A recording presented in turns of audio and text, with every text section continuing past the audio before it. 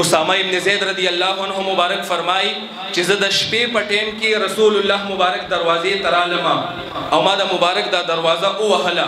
چې حضور مبارک کله بهر ته تشریف راوړو نو ما وکتل چې د مبارک په اوږو باندې یو څادر پروت دی چې کله ما خبرې د حضور مبارک سره وکړي نو د خپل کار پوره کېدو نه بعد ما حضور مبارک ته عرض وکړو قربان یا رسول الله ستاسو به اوږو باندې څه دي حضور مبارک دا صدر د خپل اوږو مبارکو نه اخوا کو اسامه ابن زید سے فرمایي چې ما د شپې په ټیم کې وکتل نو د رسول الله مبارک په یو اوږه باندې امام حسن صاحب تشریف فرما دی او په دویمه باندې حسین صاحب تشریف فرما دی وایي ما ته وایي چې اسامه ابن زید دا زما بچي دي او بیا حضور مبارک فرمایي یا الہ العالمین دا زمان وسی دي دا زما بچی دي زه د دوی سره مینه ساتم الہ تم ور سره مینه وساته او زما په امت کې تر قیامت پورې چې کوم امتیان زما راځي او زما د دغه وسو سره مینه ساتي الہ العالمین دا دوی سره مینه وساته د پیدایش نه مخکې ام الفضل رضی الله تعالی عنها خوب کتلو دا د عبد الله ابن عباس رضی الله تعالی عنهما مور وا د عباس رضی الله عنه بیبی وا او ډیر لوی شان یو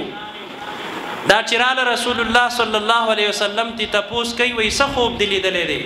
وی خوب می داسې کتلې چې بیانولې نشم حضور صلی الله علیه وسلم وتدریز لوی چې خیر دې بیان کا اغي وی یا رسول الله علیک السلام د سیناشنا خوب می کتلې دی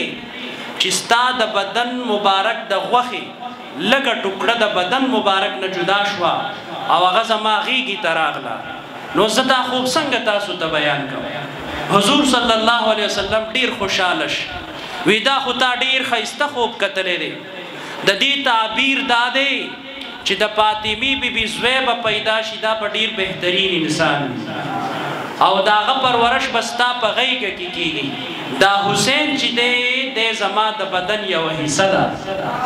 الحسین مني وانا من الحسین حسین زمانه ده او زه د حسین نه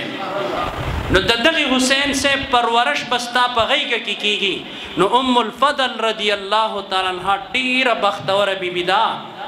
چې د حسین رضی الله عنه پیدایش شو نو اول دی مبارک په غیږ کې راوځه او بیا یې فرمایل چې یا رسول الله ترشتونه پیغمبري هغه خوب درشتیا نورونو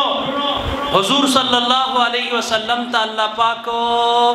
حسین رضی الله عنه یو لوی انعام ورکړو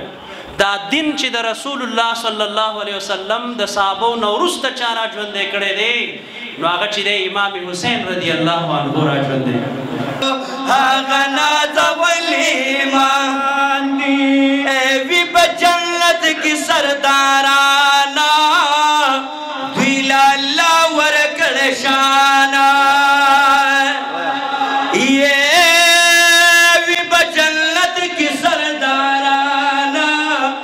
ور لالا ورکړ شانا